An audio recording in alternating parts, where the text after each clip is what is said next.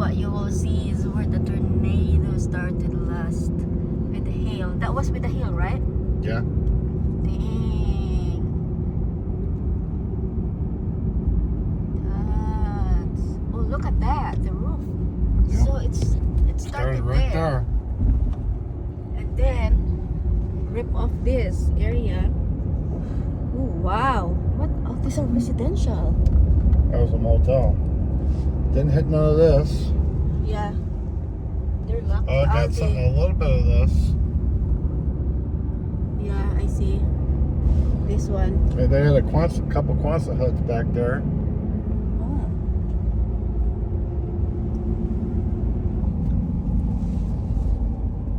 Look at all the houses.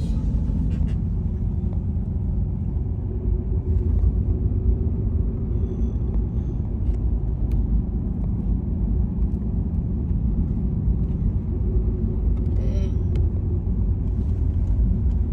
Most of the roofs are patched. There, the other side, look. Yeah. Oh, wow.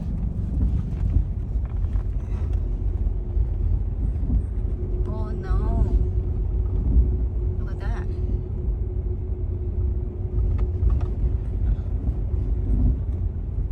There's a well-built house. Oh, look at the across the street, the river. Look at the this is a big this is a real expensive house right here. Wiped out all those concrete. Look at it, knocked all over the concrete fence. Yeah. Wow. They're lucky. Only one person died out here. Yeah. Wiped out all them houses. Wow. So, we're on our way to Timbuktu. The famous Timbuktu.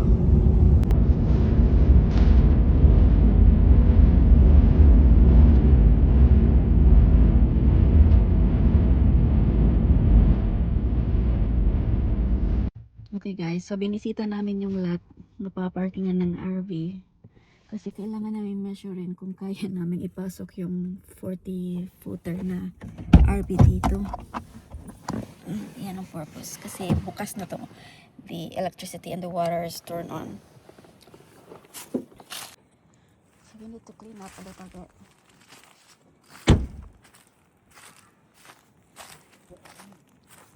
Babe, I think we have to clean the tree. Yeah. That guy brought a mower out here. Maybe I can get him to mow the grass.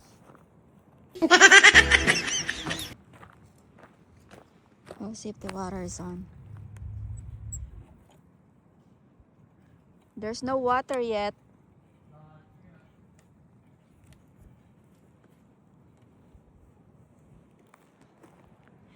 So pwede, kaya ipasok yung RV dito. Yung iba dito nandito na naglilinis na tsaka nagsiset up na sila. So we need to do ours. What happened to that tree? Just fell? Yeah. Oh, they had the boat. They had the plantain. It's a bunch of firewood. Yeah, we can. I think I can easily get it in here and back, even if we have to back up like this and then pull up and then get it over. But I think there's plenty of room on that wire, honestly. You think so? It's not gonna hindrance the. Yeah, I think there's plenty of room. Yan yung wire oh, kasi kailangan 35 feet or 20 feet yung clearance. Yeah, they're setting up. We will set up. Oh, they had the pontoon, the boat. Dang. We need our boat too.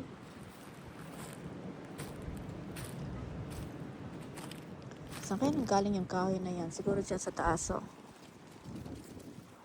Mababa pa yung tubig. Yeah. We can easily do ours. Mellow!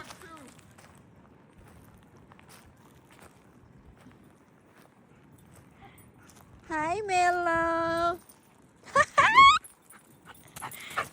Don't do that to me!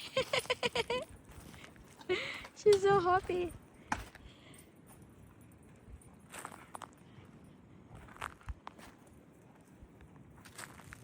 Mom, we're in Timbuktu. What happened to her shoes? She removed her shoes. So we're still sleeping. No, I will hurt you. You never heard me. You just saw the girl. She's in the. You haven't seen her. They have a boat and they're fishing out there. Look. Can I fish? No, we don't have the fishing rod. But look, the girls are there. It's our neighbor. Oh, nice. Yeah, they have a boat. Can I swim? No, it's the water is murky. Here, hold this.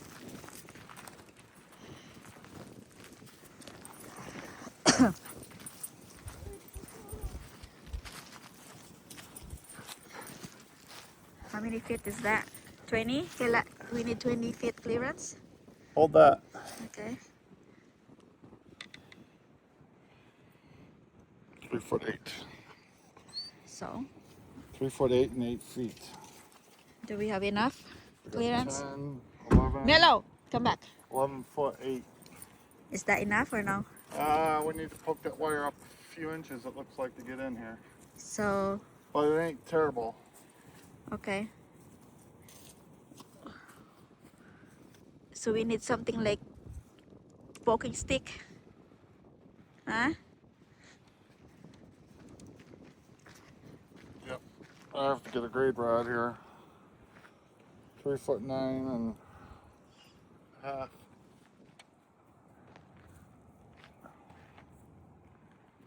$3'11". It's almost just shy of 12 feet. So I need like a stick all the time. Babe? Yeah. But yeah, I think we can get it over here actually. Okay. Are you bringing it here? Or no? Yeah, I should have brought it today. Oh. Because then otherwise I'm going to have to get charged another month. Oh. That's all right. We can bring it here this next month. Okay. Then It's we can come down already- here. We can come down here once in a while Yeah. and get it, clean it up. Is that on? The water is not It's turning not on. on yet, but I think next week they turn it on.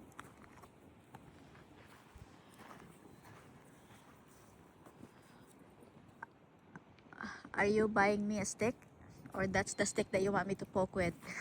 No, or buy one. Yeah, we can easily poke it up. Okay. You have to buy me one that is for me.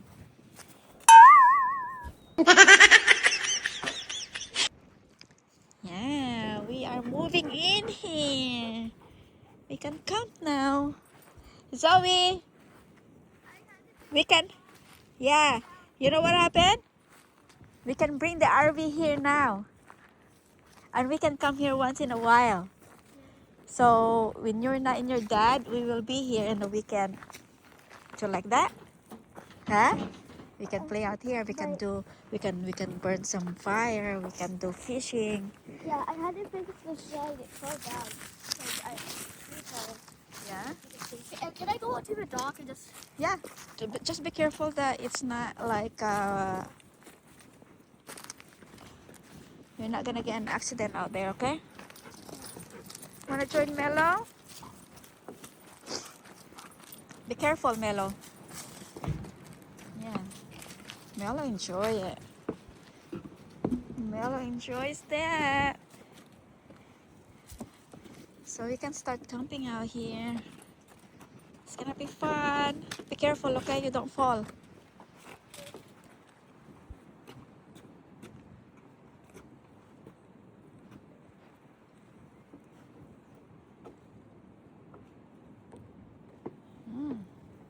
People start bringing their boats out here.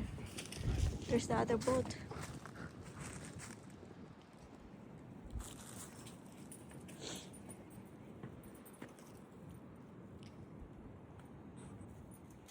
A few moments later. By the way, nakuha ko na pala yung glasses ko na binayaran ko ng 400 plus.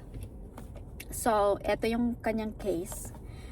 Ito pala yung hindi ko akalain ay yung brand na kinuha ko ay ito. Kaya naman pala sa napakamahal na binayaran ko, hindi ko alam. Okay? Hindi ko alam. Kasi nasa ano siya eh, nasa parte siya ng aisle na sale. Sale daw, sale. Ito ay nasa 199 sa sale tag nila, but after everything I have to pay 400 plus. So ito yung brand. So mag-unboxing tayo. Ito yung kanilang nung nakuha ko na, nakita ko yung brand, sabi ko, hala, kaya pala ganyan ang binayaran ko. Sabi niya, actually this was on sale. Kung hindi to sale, nasa 600 plus ang babayaran mo. Sabi ko, hala, grabe naman. Pero parang nag-low key yung kanilang casing. Kasi alam ko yung casing ng mga glasses before ay hindi ganito. Para siyang mumurahin na. Ganun. So gusto niya makita. Kung gaano tayo kaganda after the glasses. Progressive po to. So ito ang kinuha ko kasi ito yung parang fitting sa mukha ko. Kanya, nag-increase po ang aking grado from 125 naging 150. Kaya pala hindi na ako masyado nakakakita kasi mataas na pala, tumaas yung grado ko. And I have to change my contacts as well. So sabi ko sa kanila, okay, I still have my allowance in my contacts. How much is it for 6 months? Hala, grabe dahil 600 plus. After my insurance 600 plus, sabi ko, ay, parang mabubulag na lang tayo nito forever pagka ganyan ang babayaran natin kahit na may insurance pa tayo. I'm thinking of like, why am I paying my insurance? You know? Ang bayad ko sa insurance ko is nasa kulang-kulang $700 a month. Okay? So, bakit pa ako magbabayad ng insurance ko kako sa sarili ko kung ang babayaran ko every time I go to a doctor or I go to a checkup ay ganyan. Okay? So, bala kong magpa-check up kasi gusto kong malaman kung anong klaseng vitamins ang kailangan ko sa sarili ko kasi parang hindi ko alam kung menopausa lang ba to o depression lang ba to or hindi ko alam. So, takot akong pumunta ng doktor kasi wala akong perang pambayad after this. So, eto yan. Moment of truth. So, progressive. Sa baba is reading. Sa taas is whatever. So, far vision. Okay. Para tayong lula. Ayan, ang ating kinuha. Kasi ito lang po yung kasya sa mukha natin. Kasi ang iba ay bilog, medyo malaki sa mukha natin. Ito ay parang komportable ako at parang hindi siya bumabagsak sa mukha ko. Yung iba kasi bumabagsak siya. Kasi ito ang gusto ko sa ilong. Kasi na-adjust sa para fitting sa ilong natin. Ayan guys, okay. Now, ang sasabihin ko sa inyo ngayong araw na to ay napaka-stressful.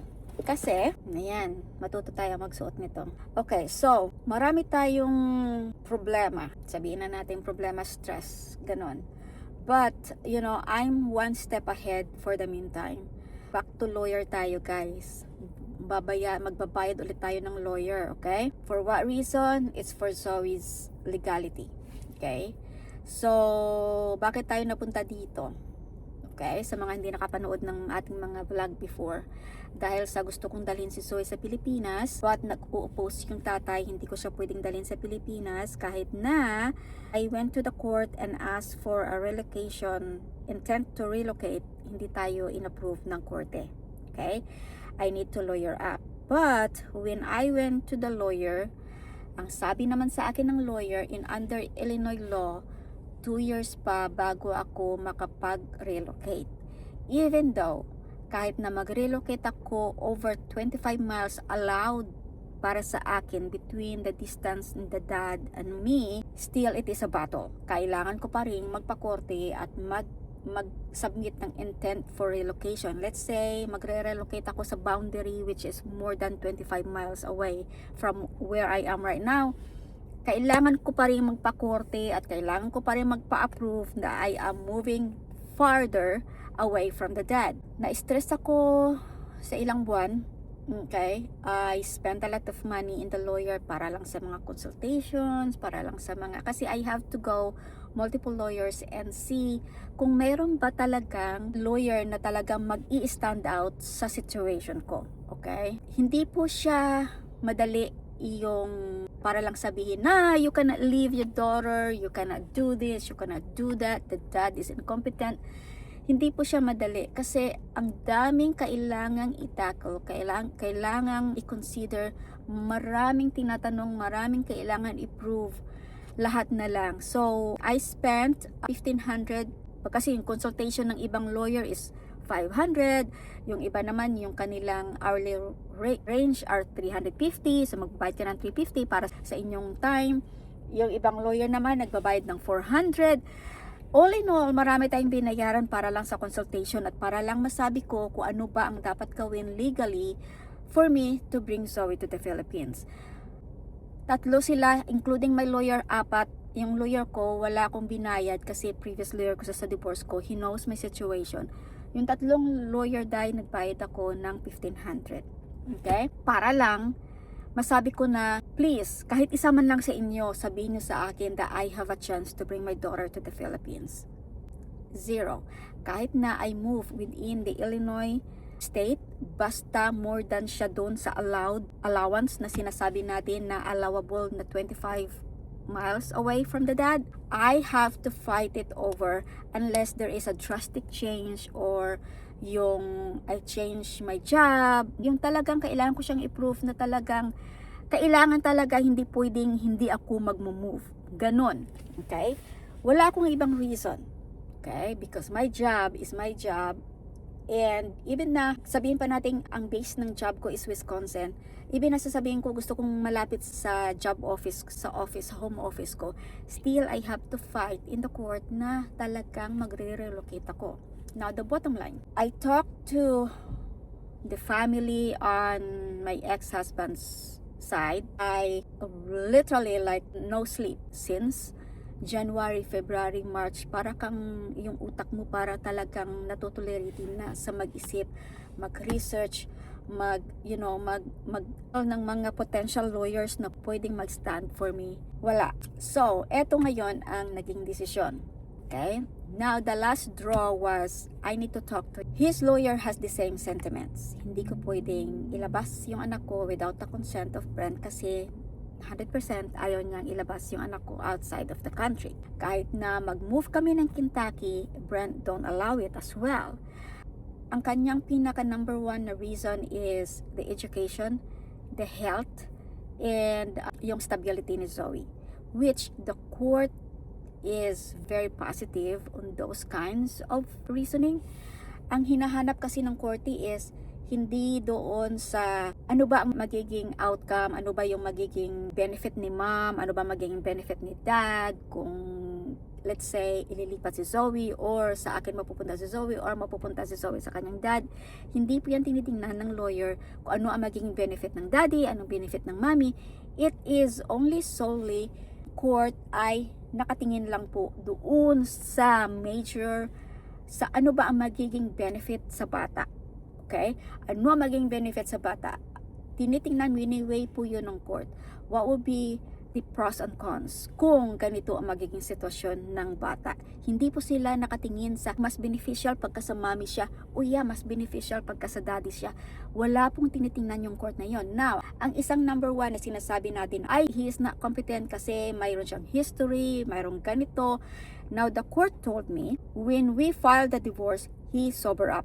Hindi po nakatingin ang court sa history ng daddy. Nakatingin po sila sa present, sa current situation ng dad. He sober up. Now, let's say he has a cancer, mamamatay siya o ganito, ganon. The court is not thinking that way. Hindi po sila nakatingin sa ganyan.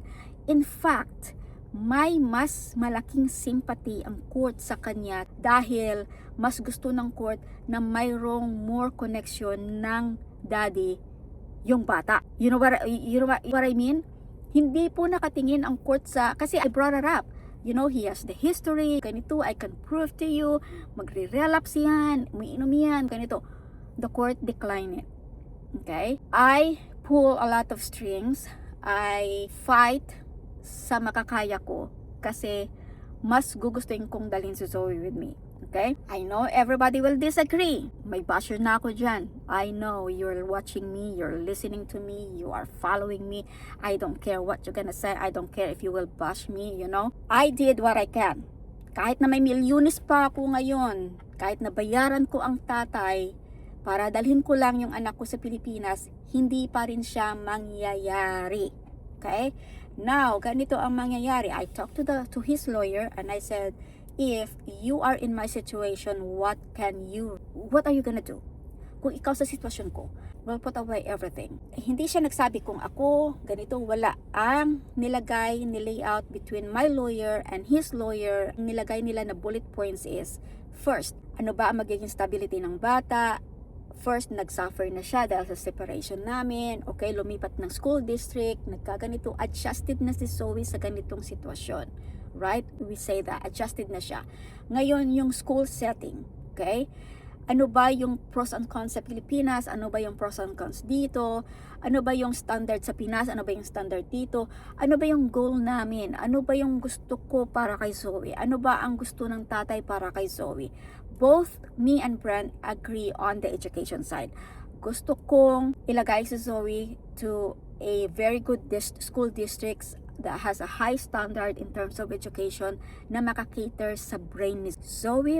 Grade level, she is 5th grade. Her grade level is on a fresh, meaning next school year, it's up to me or mag-agree kami ng dad na ilagay siya sa higher grade. Okay? The only school district that has that program para sa advanced schooling or advanced category ni Zoe is where she was before, which is in Chicago area. Meron silang program for those kids. Is there anything like that in the Philippines? Because I am thinking to put her into Silliman. I don't know. Because I keep contacting Silliman, walang response. Sabi ng Silliman sa akin, yes, we accept international students, but in terms of academics, in terms of that, unless the child will take an exam, then they can determine what would be the adjustment between, sa kanyang academics. So, walang guarantee in Silliman. I contacted Silliman University. I even considered Cebu Doctors University kasi nandun yung mga dalawang kapatid niya. Number 2, the healthcare. Yes, mayroon siyang health insurance dito. Between my insurance and the dad insurance. Mayroon din, sa Pilipinas wala akong health insurance. Yes, it is true na mas cheaper pa, probably out of pocket sa Philippines. But, there will be a consequence kung may mangyari kay Zoe at hindi ko ma-fulfill yung safety, health-wise, lahat na yon, knock on wood, wala akong wood dito, may mangyayari. Pagka ganun, I am liable for everything. Outside na yung tatay. Wala na. I have to comply to what the court will tell me in case na dadalhin ko sa Pilipinas. Ang dami kong kailangang i-prove na wala akong pwedeng i-prove. Yung Silliman hindi makapagbigay ng guarantee. Wala silang binigay na, because I asked, this is for the court, ayaw nila, labas sila. Ayaw nilang mag-guarantee, ayaw nilang magbigay ng statement, wala lahat. Okay? The bottom line is, I have to shift into Zoe to the school district in Chicago area. In order to do that, kailangan siyang nasa physical custody ng dad. So, for the meantime, nasa akin yung physical custody. Yung legal custody, we are 50-50. So, meaning, I have the 50% decisions in 4 aspects of Zoe's life. Her religion, her education, her health, and there was another one. I forgot the other one. Something like religion, her mental, physical, something like, apat ang diniscuss namin sa court. I still have that. Brent will not say, I have to enroll Zoe in an X district kasi ito ang gusto ko. It has to be a conjugal, it has to be a 50-50 agreement na kailangan doon siya i-enroll. So upon searching, mayroon po doon sa previous school district where we was, which is in Opera F. They have the program for Zoe para sa mga advanced na kagaya niya. And I agree on that one. I agree on Zoe's health kasi kailangan mayroon siyang insurance on both me and Brent. I agree on, I give Zoe the freedom in her religion. Hindi ako kagaya ng ibang nanay, kailangang katoliko ka. No, hindi ako ganoon. So, I don't know why I'm talking to you. I don't know why I am explaining to you. It's my life. But because you guys follow me and this is the struggles I have as a single mom, yes, I am obligated to tell you what's the background and what will be the plans in the future. So Zoe will be moving to her dad, but there was a condition that he has to agree, and it is on the paper. So we have to amend our allocation agreement, our parental guidelines, and it has to abide the law within Illinois. Kung ako ay nasa Nevada lang, day, naku, madali lang. Kung ako ay nasa ibang states, yes, madali lang.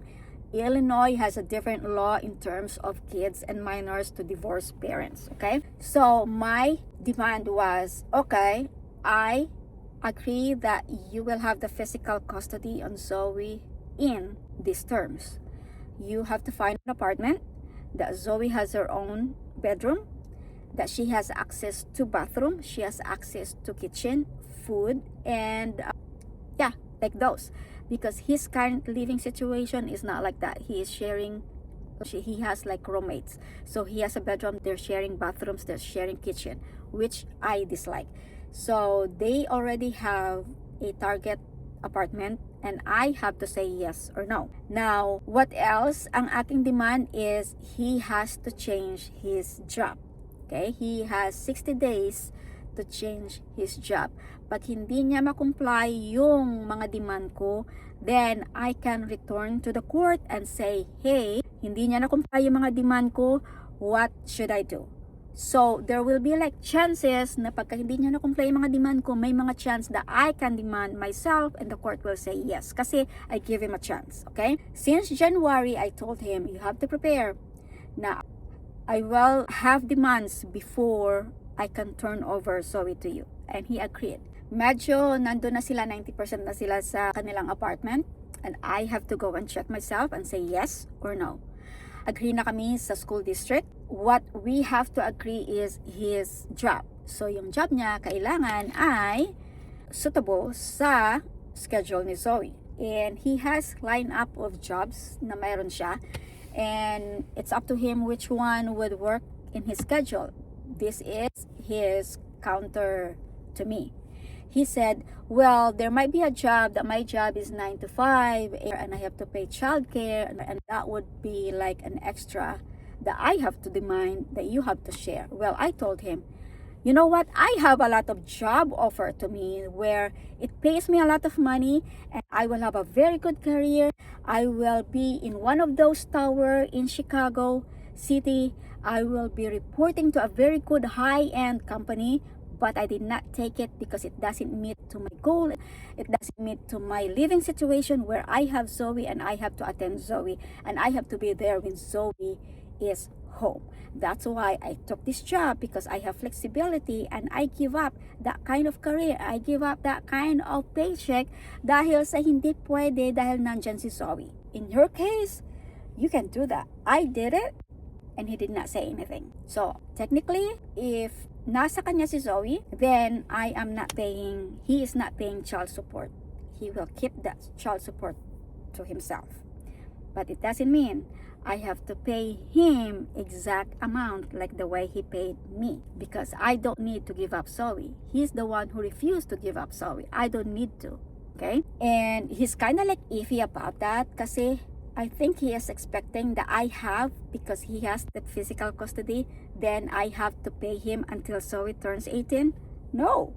Inuutakan ako. No. I'm not paying Zoe until she reaches 18. It's not my responsibility to begin with. It was his responsibility. I am willing to take Zoe into my custody and I can cancel his child support if Zoe will go to the Philippines, pero ayaw niya. So, ngayon, he's thinking that I will be paying him the same amount like the way he paid me. No, hindi. I told him I will be reasonable. I will contributing to what I think is reasonable to Zoe, but I'm not paying you fixed amount of money and it's not gonna be in the language, in the allocation, kasi ayaw kong dumating ang panahon na bumalik ako dito sa Amerika, meron akong court order or I am contempt in court or whatever. Okay? Now, kailan si Zoe nasa kanya? Zoe will be with him throughout the school year. Pagka school season, si Zoe nasa kanya. When will I get?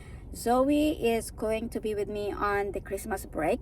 I will be back in US between April to December. So, the late probably na nandito kami is May. Okay? May to December. I can still travel with Zoe. I can bring Zoe to the Philippines if I like to, but it has to be communicated in advance. And I can have Zoe straight 1 full month in summer. 1 month to him, 1 month to me.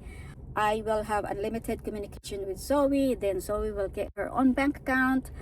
I can communicate with Zoe at any time. Walang, walang barricade.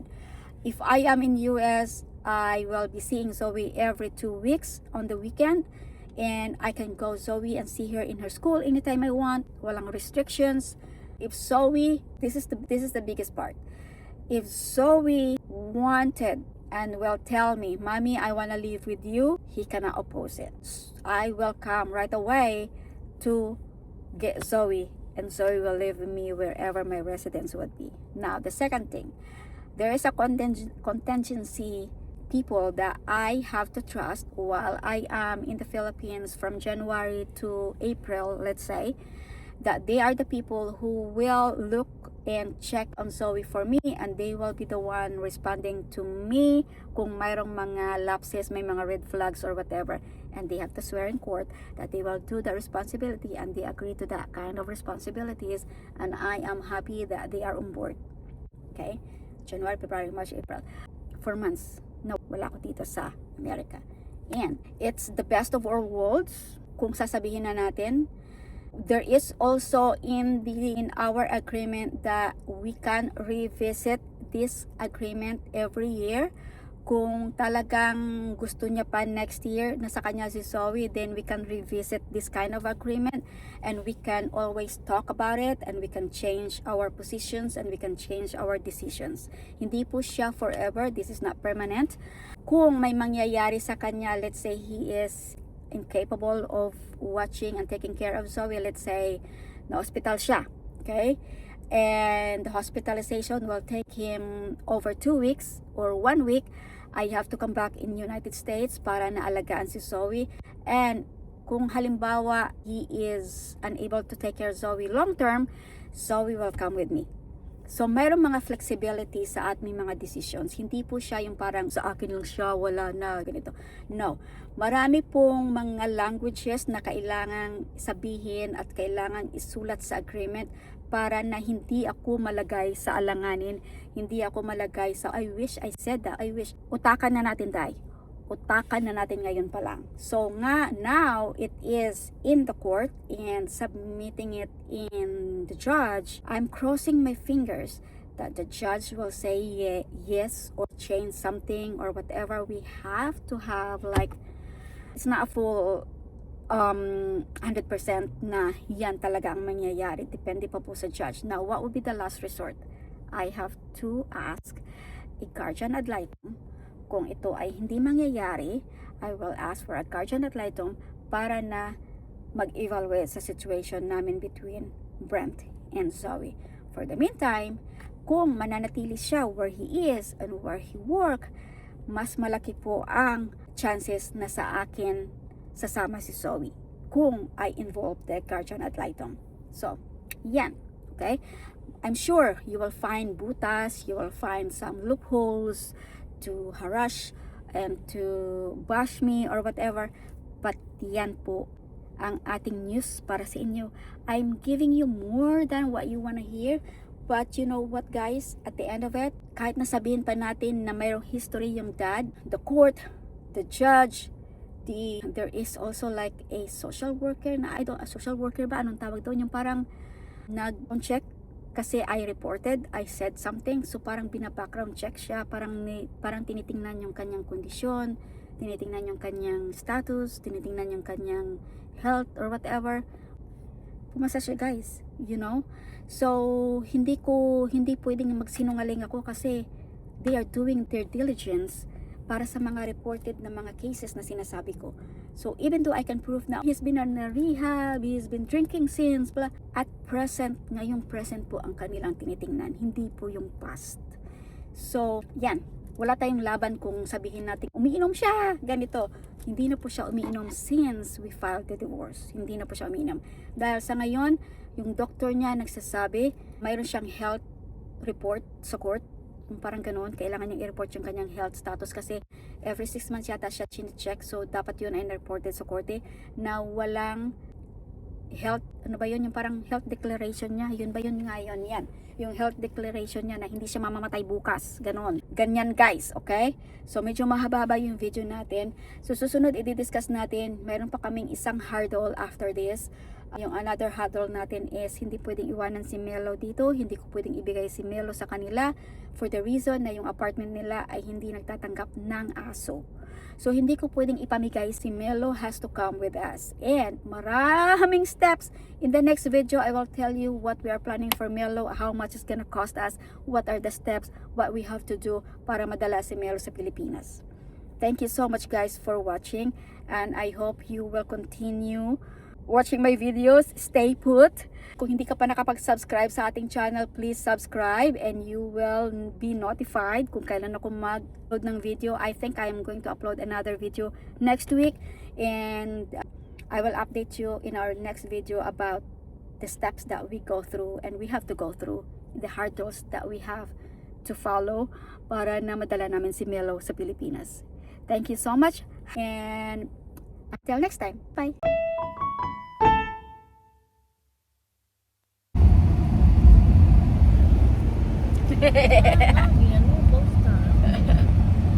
We're going for a dinner treat by Angel and Emmanuel for free.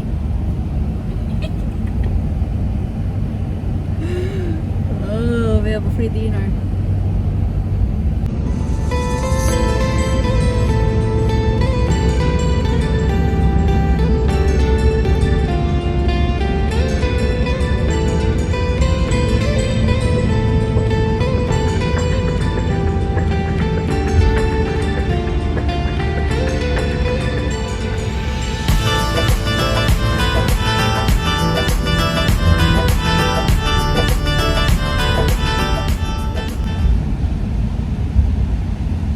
Break your glasses. Ayan guys, dyan kami kakain.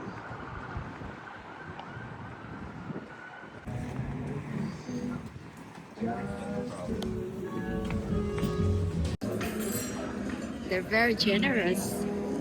This is so good. The chicken and nugget.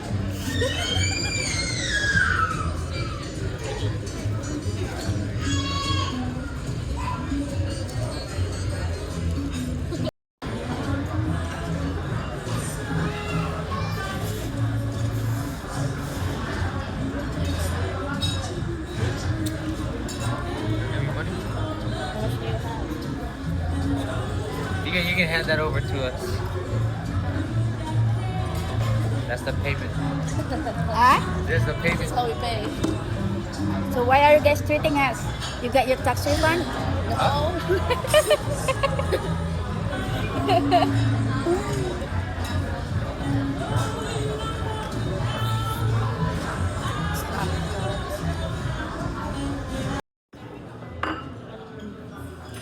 Try these. These are so good. Yes, we did They used to try. make them like super big, but now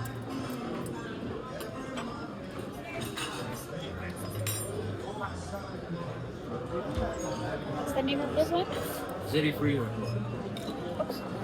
Oh, my God. Oh,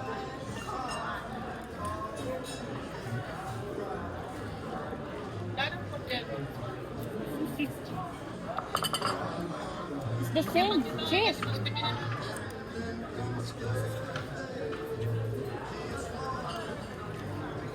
Oh.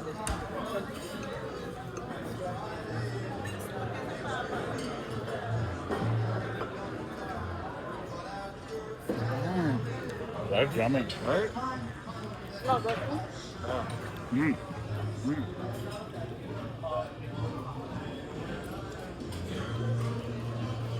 Very yummy.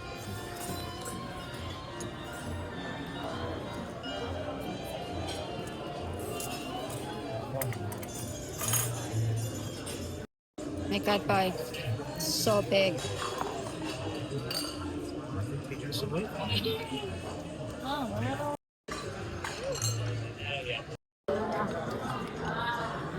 Malasing ako, guys.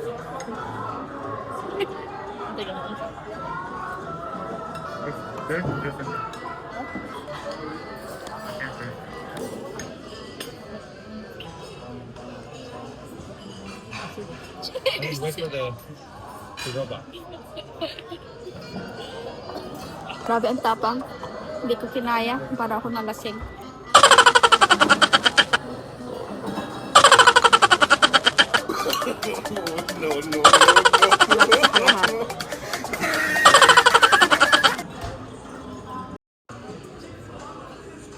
They're paying.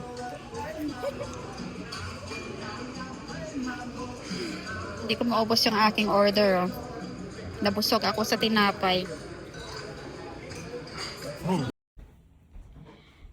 Yeah. They're getting cake for me. Thanks for joining. That's big. Receiving. Happy birthday to you. Happy birthday to you. I have a cake. Happy birthday to you. Happy birthday to you. Make a wish. Okay, I'm gonna make a wish. Don't tell us, or else it won't come true. I heard it from a story or something.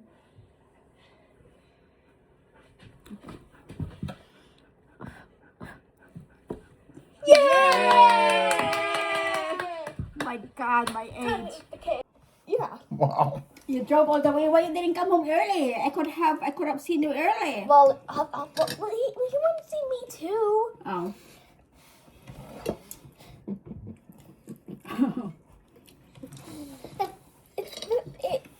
We could, you know.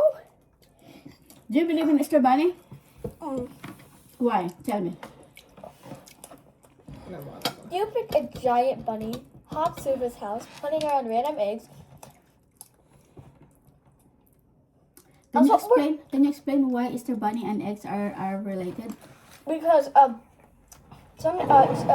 this Sunday was the Jesus revived, and bunnies have dozens of little bunnies, and eggs are when chicks hatch out. So it's all a symbol of rebirth or birth. So why not chicken? And why is it bunny? Because I just said bunnies have a bunch of babies. No. Oh. I don't know where the Easter Bunny laying eggs around came from. I'm pretty sure that just evolved over stories. Mm-hmm. Did you remember when you were in first grade you asked me that question?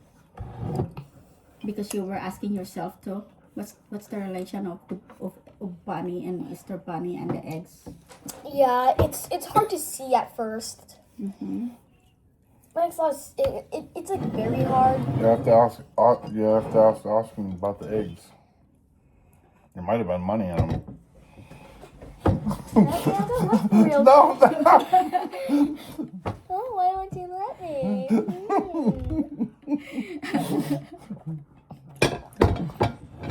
You guys want pizza on Wednesday?